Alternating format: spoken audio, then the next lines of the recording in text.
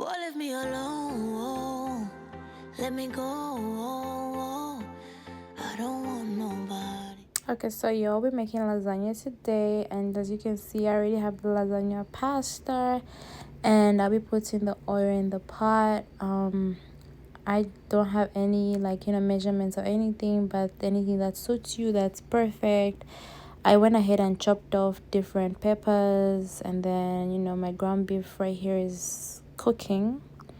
I have my spices ready for you guys, and then I put on my spices.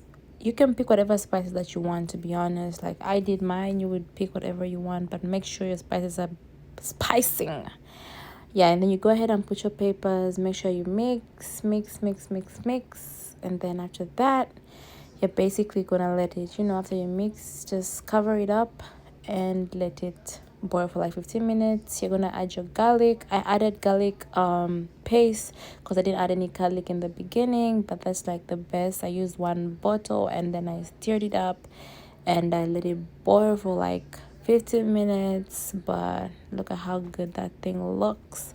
And then I went ahead and added my chicken broth. Like, yo, who wouldn't want to add chicken broth? I add my chicken broth to my lasagna because it just adds up the flavor and it just spices it up. I went ahead and used cream cheese for with some eggs, and I added some Italian spice. And this is me preparing my lasagna with their layers. I only had 2 layers with this lasagna, but you could do whatever you want. But this is just basically me preparing it up, and I used like the cheddar cheese.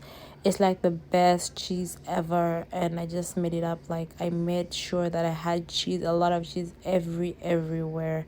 Just look at that. And then I added the creamy cheese, as you can see right there, and then I'm gonna add another layer, and that's gonna be it. I'm gonna just use 2 layers for me. I really didn't want too much, but I just made 2 layers because I'm by myself, so I have to have 2 layers, and that's all I needed. And yeah, as you can see, it's just gonna be the same thing going on. And yeah, more cheese, nobody can have enough of cheese. And then make sure that you preheating your oven at 350 degrees. That way you just put it in and wait for an hour, and then this is how it looks. Look at that. Oh, it was so good. It was so crispy on the top. I like something crispy. Look at my display, not too good, but it was busting. I went ahead and made some veggies for my lasagna, and this is what I had for dinner. Hope you guys like my video. Very short but brief.